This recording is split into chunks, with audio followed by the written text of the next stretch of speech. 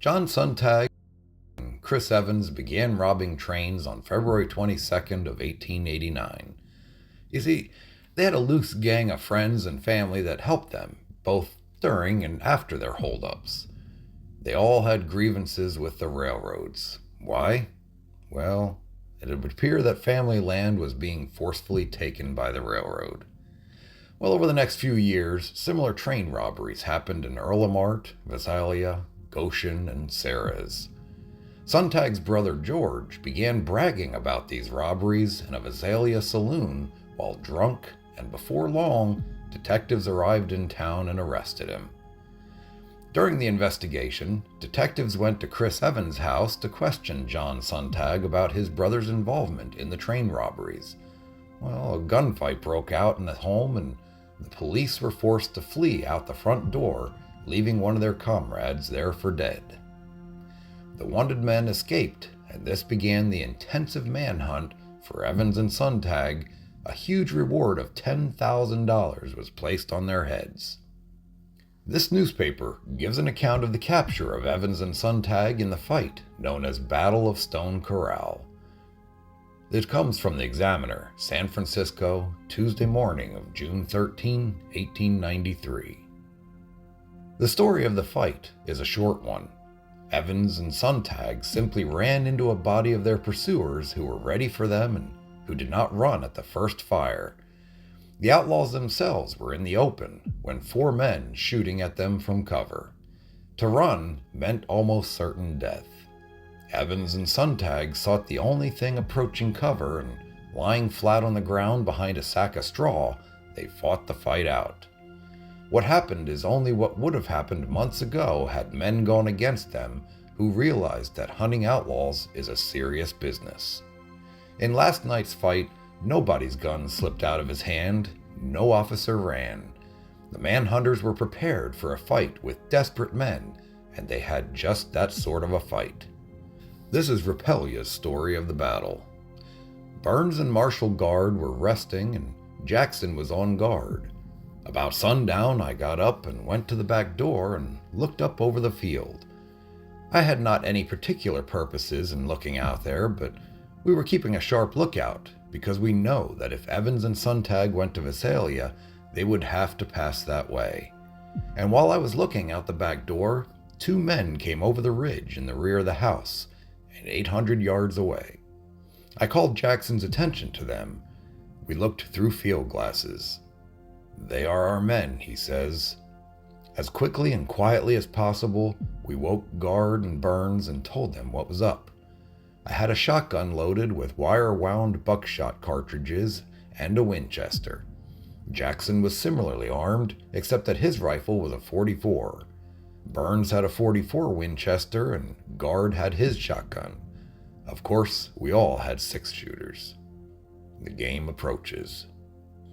We stepped out of the front door, and while Jackson and I went to one corner, Guard and Burns went to the other. We cocked our shotgun and waited for the men to come up close.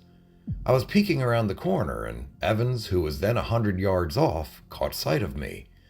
He got up with his Winchester and fired. We dropped our shotguns.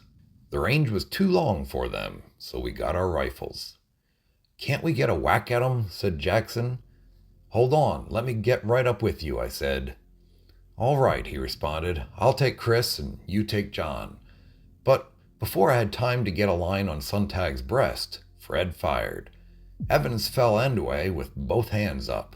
Sontag dived for the straw pile, and I let go at him. Then both of them, from behind the straw sack, turned loose their big Winchesters. Bullets whizzed through the house. Fred and I fired again. "I'll slip around to the other side," says Jackson. "We'll crossfire them and give it to 'em good." He went around and presently comes limping back. "I'm done up. My leg's shot to pieces," he said. I asked him if I couldn't do something for him, but he says, "No, I'm all right. Don't let them get away. Just keep pouring it into them." Well, I dropped back to my corner and fired 10 more shots. I worked around back of them on the hill, but they had quit shooting and buried themselves in the straw clean out of sight. There wasn't anything for me to do but to blaze away at the straw pile, and I did just that. They didn't answer my shots, so I thought they were dead. I ran back to the house and got my own gun. I worked to the other side of them and shot some more at the holes in the straw.